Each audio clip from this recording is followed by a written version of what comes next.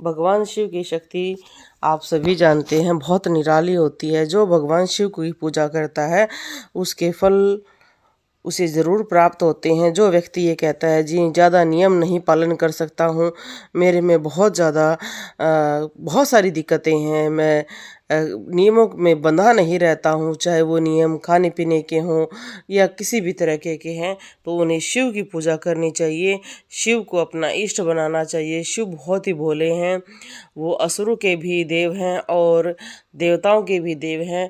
तो आप चाहे असुर प्रवृत्ति के ही क्यों ना हो, आप शिव को अपनाएं और पूजा करें, शिव को अपना इष्ट बनाएं। इष्ट हमारे मित्र की तरह या पिता की तरह कार्य करते हैं, जो एक दिन हमें अच्छा इंसान, अच्छी चीज़ों के साथ युक्त बना देते हैं। आपको इस दीपक में एक तरफ से अगर आप देखेंगे तो मदार या आक का जो होता है वह फूल वो दिखाई देगा, दूसरी तरफ आपको देगा धतूरे का, क्योंकि भगवान शिव को बहुत सारे फूल पसंद हैं, पर जो सबसे ज़्यादा चढ़ाए जाते हैं वो धतूरा है। और धतूरा का फूल शिव को बहुत प्रिय है। किसी किसी कथाओं में तो कहा जाता है ये शिव की छाती से निकला हुआ है और इसको चढ़ाने से रोग, बाधा, भय और शत्रुओं से मुक्ति मिलती है। और मदार या आग, भगवान शिव को हमेशा सफ़ेद मदार या आग का फूल चढ़ाना चाहिए। ऐसा माना जाता है इससे मोक्ष की प्राप्ति होती है। आप सभी जानते हैं कि इनको चढ़ाए जाने वाले वृक्ष या फूल या सामान बहुत ही आसानी से प्राप्त हो जाता है। और दीपक में भी आप चमत्कार देखते हैं कि बहुत सुंदर आकृतियाँ बनती हैं। इसमें भी नीला कलर बना हुआ है, फिर ऊपर सफ़ेद बना हुआ है, एक साथ दो फूल दिखाई दे रहे हैं। शिव का बहुत सुंदर रूप दिखाई दे रहा है। शिव ऐसे देव हैं जो बहुत जल्दी प्रसन्न होते हैं। जो व्यक्ति ये कहते हैं जी हमारे काम नहीं बनते हैं, उन्हें शिव की पूजा करनी चाहिए और शिव निरंतर पूजा से बहुत जल्दी प्रसन्न होते हैं। जिनके बच्चे काल सर्प दोष योग से हैं या उनको बहुत सारे दोष हैं, या आप कह सकते हैं किसी को पेट की बीमारी ज़्यादा रहती है, तो शिव की पूजा करवानी चाहिए। बहुत सरलता से इनकी पूजा हो जाती है। और ऐसे ही एक व्यक्ति ने बड़ा ही अच्छा प्रश्न पूछा था जी क्या हमारे जीवन में आने वाली बाधाओं को शिव दूर कर सकते हैं? बिल्कुल दूर कर सकते हैं। आपके जीवन में होने वाली कठिनाइयों को वो सिर्फ 20% छोड़ते हैं, 80% ख़त्म कर देते हैं।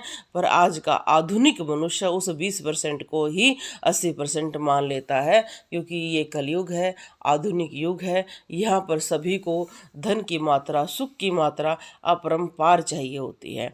हम दरबार लगाते हैं, दरबार में देखते हैं कई व्यक्ति ऐसे आते हैं जिनका एक महीने की तनख्वाह 3-3 लाख है, पर उनके दुख इतने होते हैं जी इस तनख्वाह से काम नहीं चल रहा है, मैंने बच्चे को विदेश भेजना है, मैंने बच्चे से ये कराना है, मैंने खुद ये करना है, मैंने ये करना है।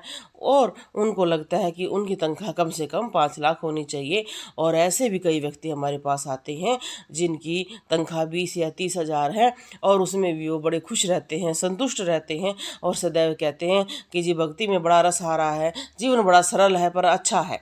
तो यही है कि मनुष्य को क्या क्या प्राप्त है उसमें उसको चीज़ें महसूस नहीं होती हैं, उसको और भी अधिक चाहिए। आप देखते हैं कि कई वीडियो में मैंने दिखाया भी है, मैं एक सोसाइटी में रहती हूँ, तो सोसाइटी में आप देखते हैं बहुत बड़े बड़े मकान, हवेलियाँ और विले बना रखे हैं लोगों ने, पर वो उसी अवस्था से, लोन से ग्रसित रहते हैं और उतनी ही उनको टेंशनें रहती हैं। वो कहते हैं जी कर्ज मुक्ति के लिए क्या करें? तो मैं ये कहती हूँ शिव को आपके पास जो भी अगर बेलपत्र है, धतूरा है, भांग है, वो भी जो भी आपके पास है, आपके घर में चावल है, गुड़ है, आलू है या कोई भी फल है, सब्जी है, आप डेली शिव जी के चढ़ा के आओ और अपने कर्जे का निवारण प्राप्त करो। क्योंकि कई व्यक्ति आप सोचते होंगे ना जितने अमीर हैं कि वो बड़े अच्छे उपाय मांगते होंगे, नहीं, वो उतने ही ज़्यादा कंजूस हो जाते हैं। उनको लगता है कि ऐसे उपाय होने चाहिए जो बिना खर्चे के हैं।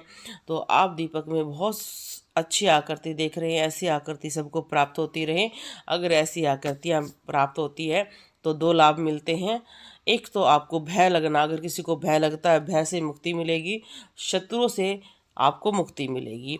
और ये दोनों बहुत ज़रूरी होता है, क्योंकि जीवन में ऐसे ऐसे व्यक्ति आते हैं जो छिपते रहते हैं। शत्रु ऐसे हैं कि उनको प्रहार करते हैं, तांत्रिक क्रिया करते हैं या लड़ाई झगड़ा करते हैं।